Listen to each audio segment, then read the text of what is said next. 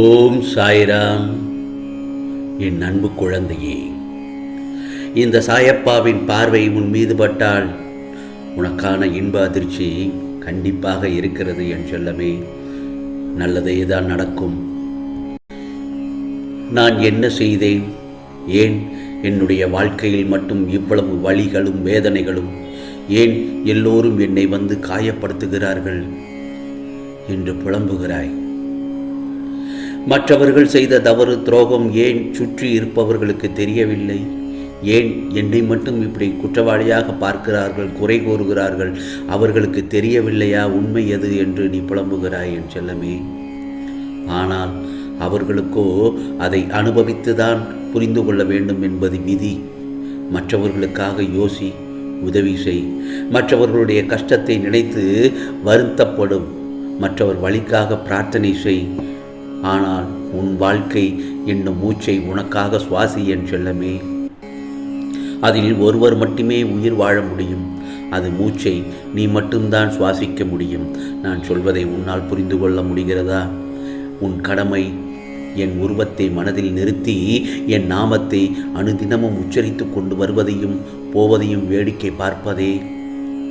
எதுவும் உன்னால் நடப்பதில்லை என்பதை மனதிலிருந்து உன் வேலையை பார். அதற்கான பலனை நான் உனக்காக நிச்சயம் அளிப்பேன்.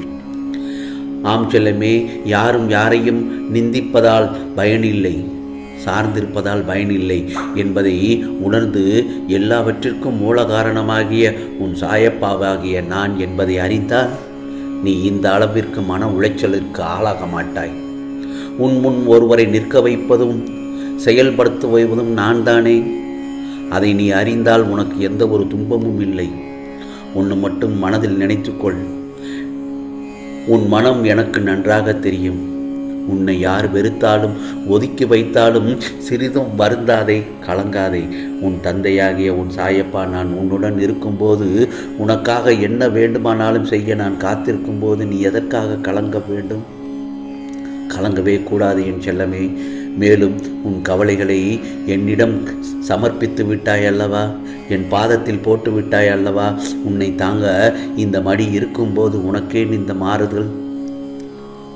ஏன் அழுகிறாய்? பதற்றப்படாதே.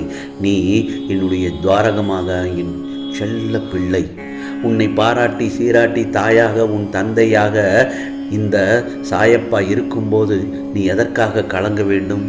தைரியத்துடன் உறுதியான செயல்பாடுடன் நீ நன்றாக வாழ வேண்டும் என் செல்லமே. பயபக்தியோடும் உண்மையோடும் ஆன்ம உணர்வோடும் கண்ணீரோடும் நீ என்னிடம் செய்கின்ற பிரார்த்தனைகளை கேட்டுக்கொண்டுதான் இருக்கிறேன்.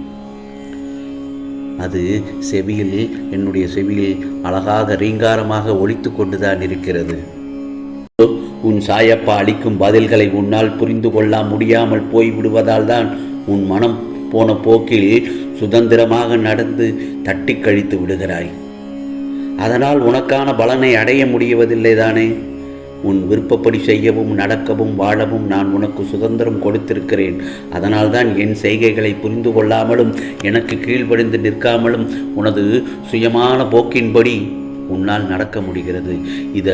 இந்த சுதந்திர உணர்வு தான் உன்னை இந்த அளவுக்கு கீழே இறக்கி வைத்து விட்டது.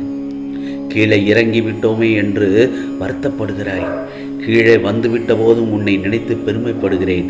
உனது இரக்கமுள்ள குணம், பிறருக்கு உதவ வேண்டும் என்னும் உன்னத மனோபாவம், இந்த நிலையிலும் பிறர் கஷ்டப்படுவதை காண சகிக்காத மனம். ஆகவே இவையெல்லாம் இருக்கும் இடத்திற்கு விசுவாசத்துடன் நடந்து கொள்ள வேண்டும் என்று நினைத்து அதன்படி நடந்து வந்ததால் தான் நீ கீழ்நிலைக்கு இறங்க நேர்ந்தது என்று நினைக்கிறாய். நான் சொல்வது எல்லாம் சரிதானே?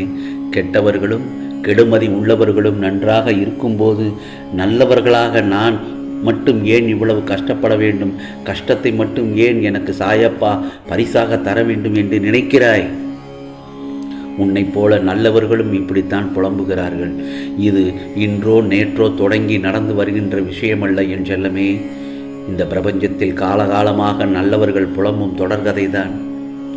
நான் உன்னிடம் பிரத்யட்சமாக விளங்க வேண்டும் என்றால் நீ கஷ்டப்பட்டுத்தான் ஆக வேண்டும். ஏனென்றால் நான் நல்லவர்கள் மனதில் மட்டுமே வாழ முடியும். கெட்டவர்கள் மனதில் எனக்கு ஏது இடம் எனக்கு இடமே தேவையில்லை. இப்படி உன்னை கஷ்டப்படுத்தி வாழ்வதால் என்ன பலன் என்று நீ நினைக்கலாம். நான் உன்னை பக்குவப்படுத்தி பெருமைப்படுத்துவதற்கு இதை உனக்கு வரப்பிரசாதமாக கொடுத்திருக்கிறேன். உன்னுடைய தகுதிக்கும் தாங்கும் சக்திக்கும் ஏற்பதான் கஷ்டத்தை தருகிறேன் என்று நீ உணர்ந்து கொள்ள வேண்டும். இதை உன்னால் சமாளிக்க முடியும் என்று தெரிந்த பிறகேதான் கஷ்டம் வர தயாராக இருக்கிறது. இந்த நேரம் நீ வேகமாக செயல்பட வேண்டும், நிறைய சிந்தனை செய்ய வேண்டும். இதன் மூலம் இப்போதுள்ள நிலையை விட பல மடங்கு உயர்வடைய வேண்டும் என்பதற்காகத்தான் உன் சாயப்பா இதை உனக்கு கொடுத்தேனே தவிர மற்றவதற்காக கிடையாது. பிறகு பார், உனது இருள் நீங்கி பிரம்மபூர்த்தம் ஆரம்பமாகிவிட்டது. உனது கஷ்டங்களும் பிரச்சனைகளும் முடிந்து போகும் நிலை வந்துவிட்டது. எல்லா துன்பங்களும் விலகி நீ புத்துணர்ச்சியோடு சந்தோஷத்தோடு மகிழ்ச்சியோடு வாழப்போகிறாய். என் செல்லமே, தைரியமாக இரு, சோர்ந்து போகாதே. உன்னுடன் உன் சாயப்பா நான் இருக்கிறேன். ஆம் செல்லமே, இயல் வாழ்க்கை வேறு, ஆன்மீக வாழ்க்கை வேறு என்பது வேறல்ல. அறம் சார்ந்த சத்திய இறை பண்புகளுடனும் மன நிறைவுடனும் இகத்தில் வாழ்ந்து இன்ப துன்பத்தை கடந்தும் இம்மை மறுமை சுழற்சிகளிலிருந்தும் விடுவித்துக் கொள்வதே ஆன்மீக வாழ்க்கையாகும். பொறுமையாக கேளுங்கள் நான் சொல்வதை.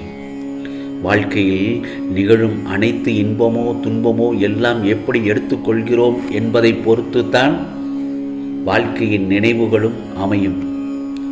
துன்பம் என்று சொல்லிக்கொண்டே இருந்தால் அது தன்னால் விலகுமா என்றால் கண்டிப்பாக இல்லவே இல்லை. அதனை அனுபவித்து அதை எதிர்நோக்கி கடந்து வந்துதான் ஆக வேண்டும். எல்லாம் நீ எடுக்கின்ற மனப்பக்குவத்தில் தான் அமைந்து உள்ளது. ஆம் செல்லமே, உன்னுடைய இன்பமும் துன்பமும் அடிபட்டால் இன்பமும் துன்பமும் எல்லாம் நீ எடுக்கின்ற மனப்பக்குவத்தில் தான் அமைந்திருக்கிறது. அடிபட்டால் வலிக்கும் என்று தெரியும்.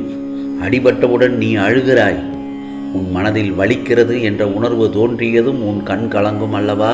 அதற்காக இனிமேல் எங்கேயும் செல்லக்கூடாது, நகரக்கூடாது, அப்போதுதானே அடிபடும் என்று யோசித்தால் இந்த உலகத்தில் வாழ முடியுமா?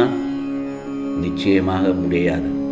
அதே போலத்தான் துன்பம் உன்னை காயப்படுத்தும் என்று தெரியும், அது வலிக்கும் என்று தெரியும் உனக்கு. அதை தைரியத்துடன் ஒரு முறைக்கு இருமுறை நிமிர்ந்து வார். அது உன்னை என்ன செய்கிறது என்று. எதற்கும் மனம் தளராதே.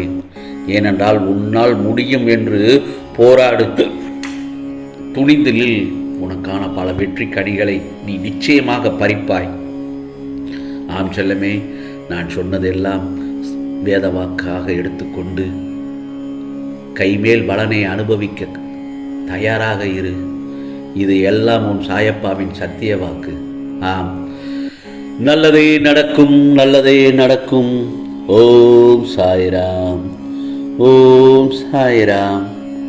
ராம்ஜி அருள் கிடைக்கட்டும்.